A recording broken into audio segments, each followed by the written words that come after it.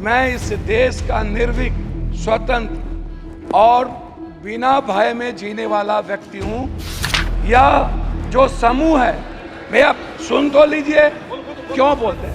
इतना भी मैं जरूर आग्रह करूंगा कि जब एक उंगली आप किसी की तरफ उठाते हैं तो बाकी उंगलियां आपकी तरफ उठती हैं। जो संसदीय परंपरा और लोकतंत्र का एक नया कीर्तिमान स्थापित किया था संसद में।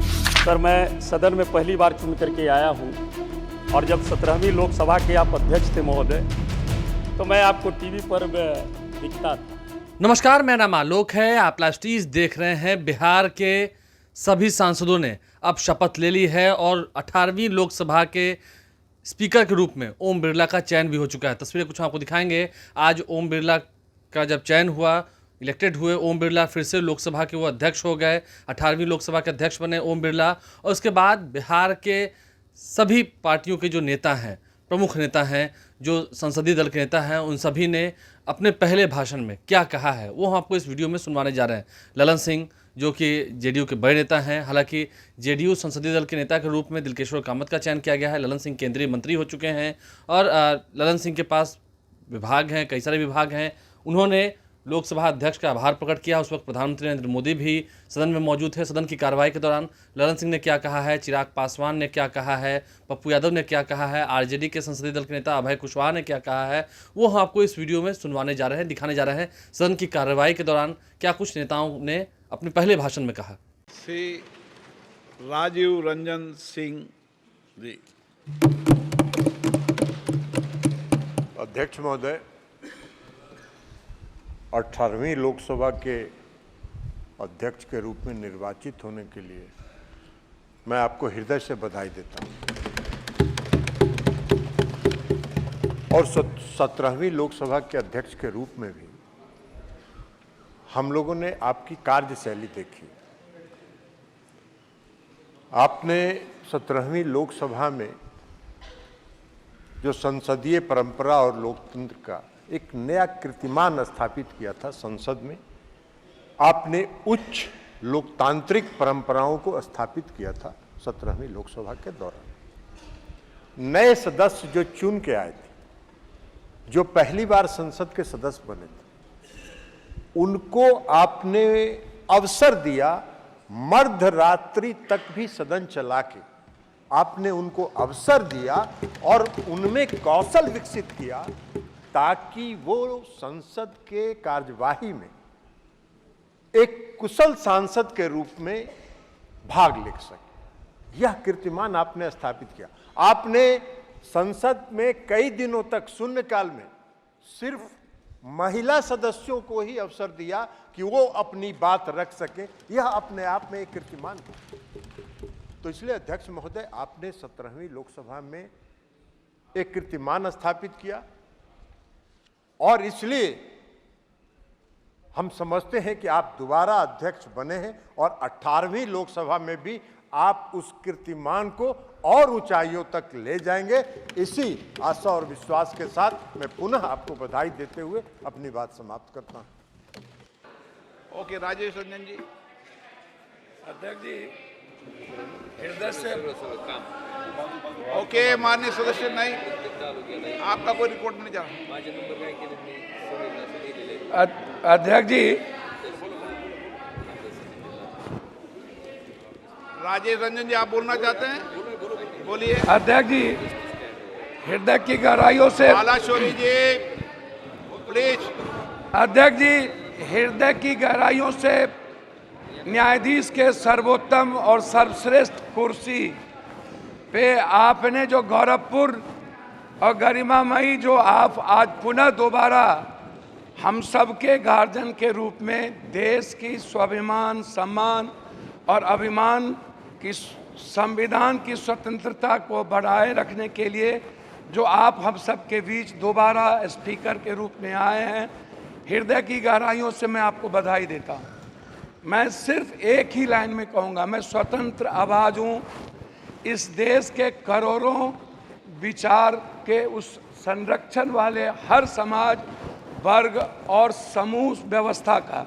मैं हमेशा अपेक्षा रखूँगा बिहार के साथ साथ संविधान और स्वतंत्र आवाज को आप संरक्षण देंगे।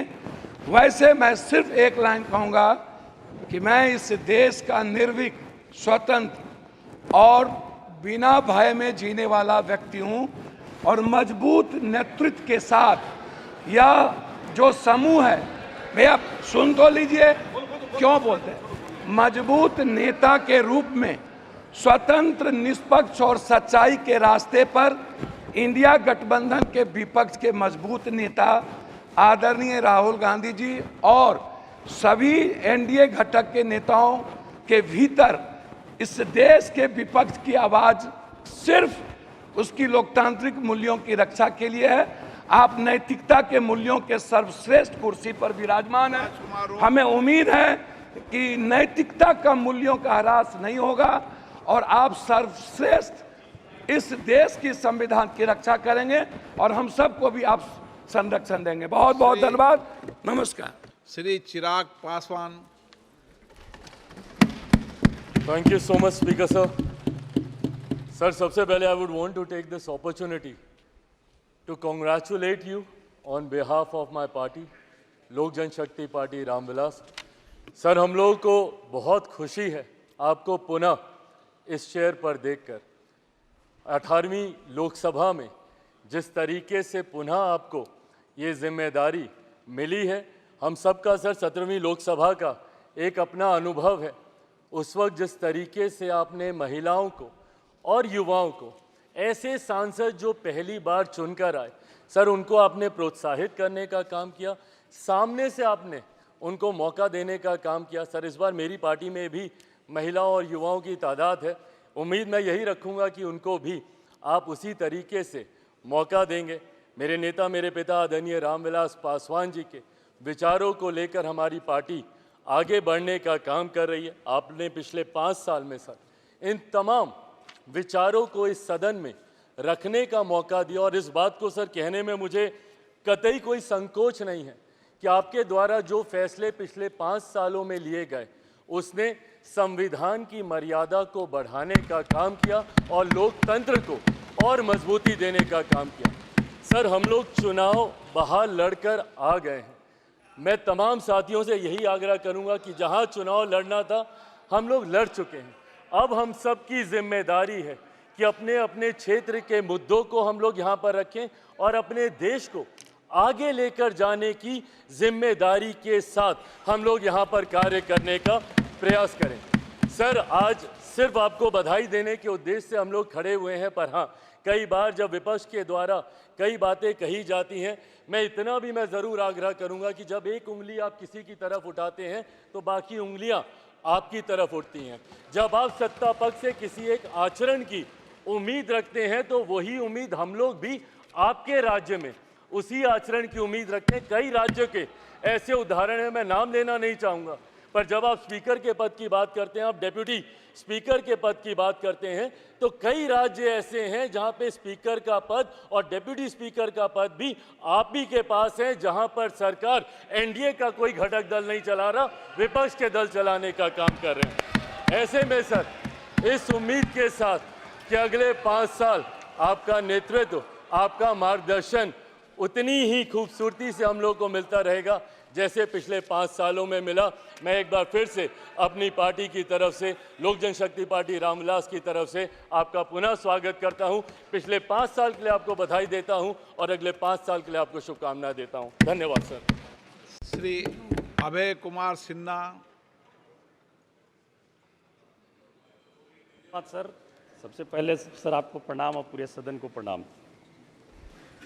18वीं लोकसभा के अध्यक्ष के रूप में चुने जाने पर मैं अपनी तरफ से और अपनी पार्टी राष्ट्रीय जनता दल की तरफ से दिल की गहराइयों से आपको धन्यवाद और बधाई देता हूं सर, और आशा और उम्मीद करता हूं सर, मैं सदन में पहली बार चुन करके आया हूं और जब 17वीं लोकसभा के आप अध्यक्ष थे महोदय, तो मैं आपको टीवी पर दिखता था और आज सौभाग्य हमें प्राप्त हुआ कि इतना नज़दीक से देखने का। मुझे आशा और उम्मीद है आपसे कि आप नए सदस्यों को आपका संरक्षण निश्चित तौर से प्राप्त होता रहेगा। मैं पुनः आपको हार्दिक बधाई देते हुए बहुत बहुत धन्यवाद।